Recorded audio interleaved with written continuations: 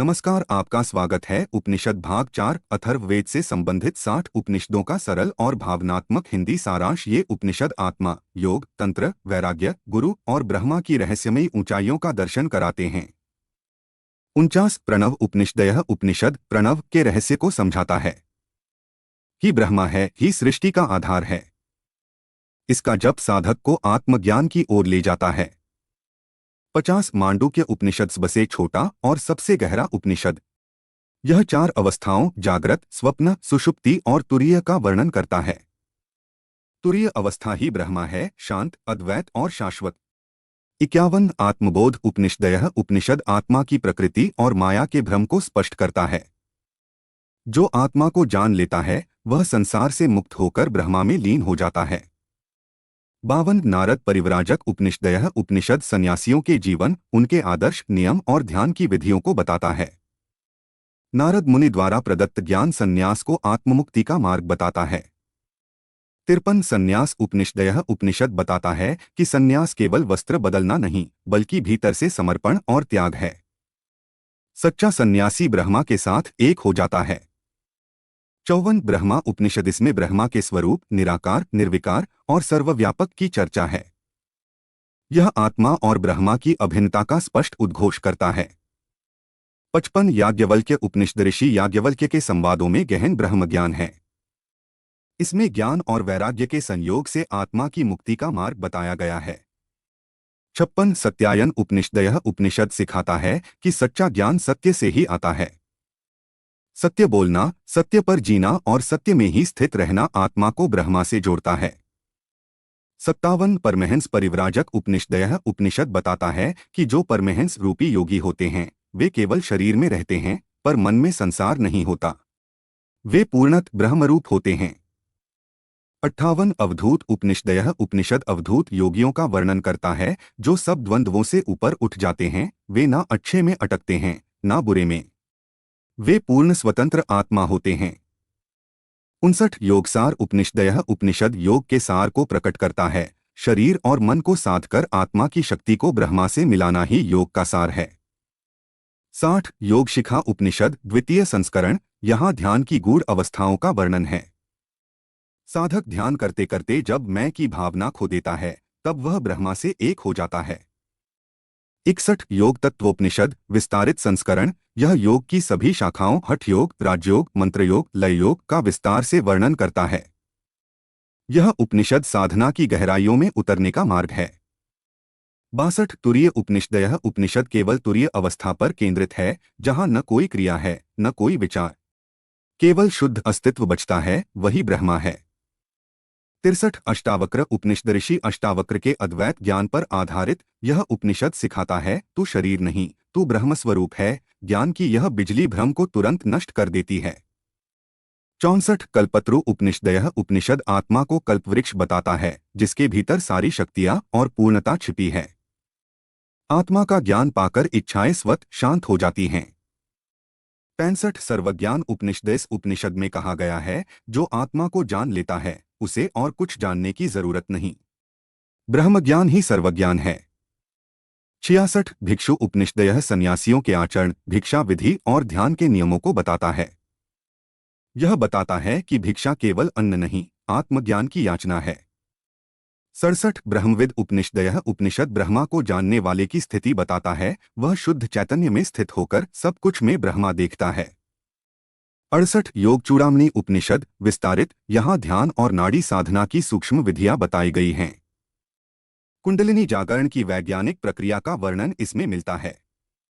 69 क्षुरिकोपनिषद। क्षुरिका यानी उस्तरा। यह उपनिषद बताता है कि ध्यान ऐसा तीव्र औजार है जो माया की जड़ों को काटकर आत्मा को मुक्त कर देता है। 70 ध्यान उपनिषद। यह ध्यान की शुद्ध विधियों पर केंद्रित है। ध्यान का प्रारंभ कैसे करें, ध्यान में रुकावटें कैसे दूर करें और ब्रह्मा से कैसे जुड़े। 71 नृसिंह पूर्वतापनीय उपनिषद। यह उपनिषद नृसिंह रूप की उपासना द्वारा आत्मशुद्धि और भय से मुक्ति की विधियां बताता है।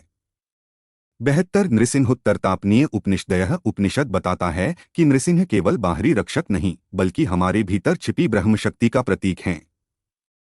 73 कालाग्निरुद्र उपनिषद। यह शिव के कालरूप का वर्णन करता है जो अज्ञान को भस्म कर देते हैं। यह उपनिषद काल और आत्मा के पार जाने का मार्ग बताता है। 74 गरुड़ उपनिषद। यह उपनिषद गरुड़ के प्रतीक में शक्ति और भक्ति का समन्वय दिखाता है। यह ऊर्जा और चेतना को ऊंचा उठाने का मार्ग दर्शाता है। 75 भुवन उपनिषद। यह ब्रह्मांड के रहस्यों और ब्रह्मा के व्यापक रूप की व्याख्या करता है। यह उपनिषद में सारा ब्रह्मांड हूं की अनुभूति कराता है। 76 त्रिपद विभूति महानारायण उपनिषद। यह विशाल उपनिषद नारायण के 3 रूपों विराट, हिरण्यगर्भ और ईश्वर का विस्तृत विवरण देता है।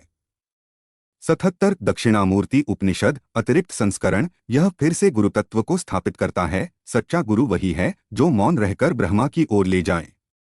78 सर्व वेदांत सार उपनिषद। यह उपनिषद सभी वेदांतों का सार बताता है। ब्रह्मा ही सत्य है, आत्मा ही ब्रह्मा है, और जो इस ज्ञान को जान लेता है वही मुक्त है।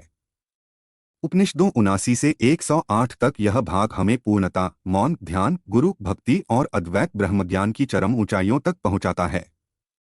79 अन्नपूर्णा उपनिषद। यह उपनिषद माता अन्नपूर्णा की कृपा और करुणा को दर्शाता है।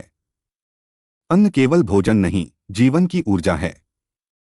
सच्चे उपासक को माता स्वयं आत्मिक पोषण देती हैं।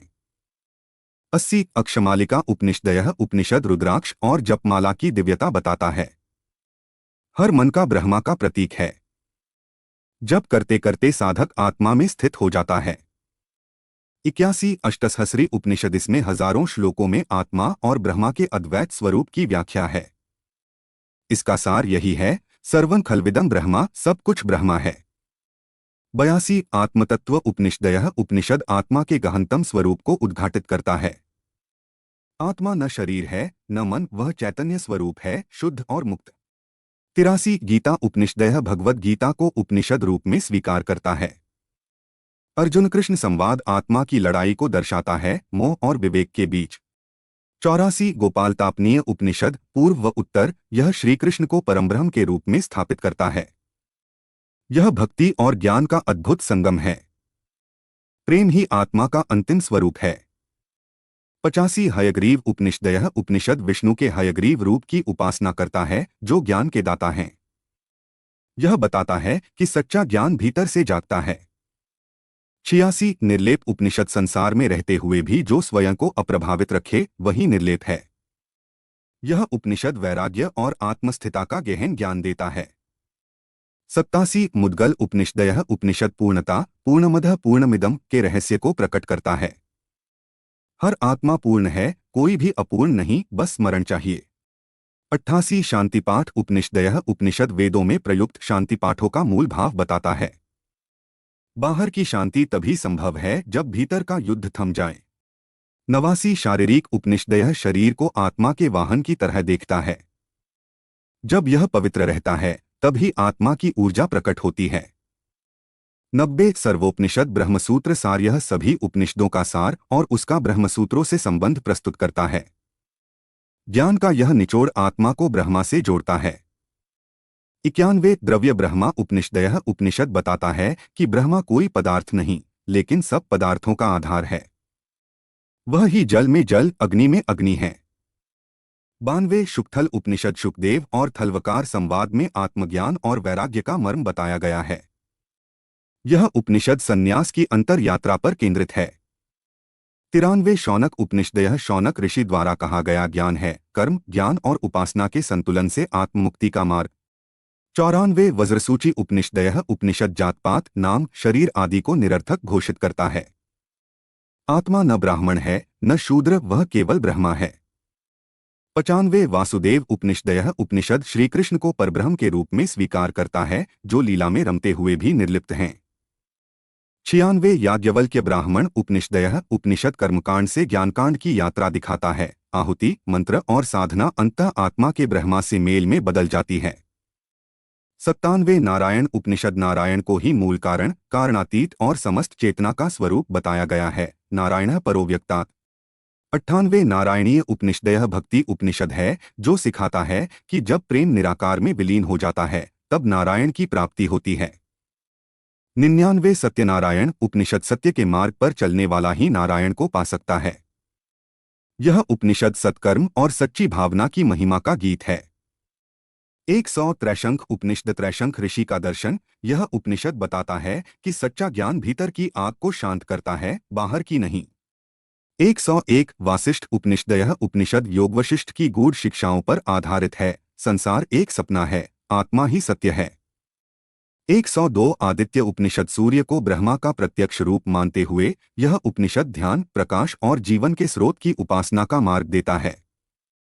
103 दक्षिणामूर्ति उपनिषद विस्तारित। यह अद्वैत गुरु शिव की स्तुति है, जो मौन रहकर ज्ञान देते हैं। यह गुरुतत्व को परमब्रह्म रूप में देखता है। 104 शिव उपनिषद। शिव को अद्वैत ब्रह्मा कहा गया है। न वे जन्म लेते हैं, न मरते, वे केवल चैतन्य हैं। साधक जब यह जानता है, वह स्वयं शिव हो जाता है।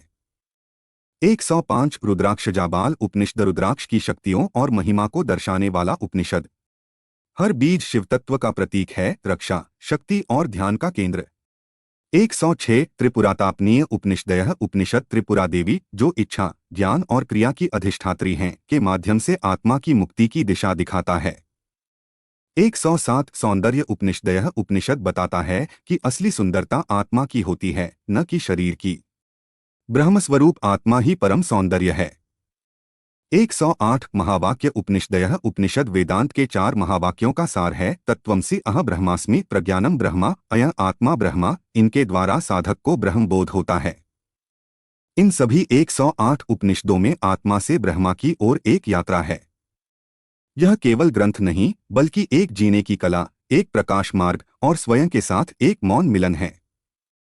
अगर अच्छा लगे तो लाइक, शेयर एंड सब्सक्राइब करें। Thank you.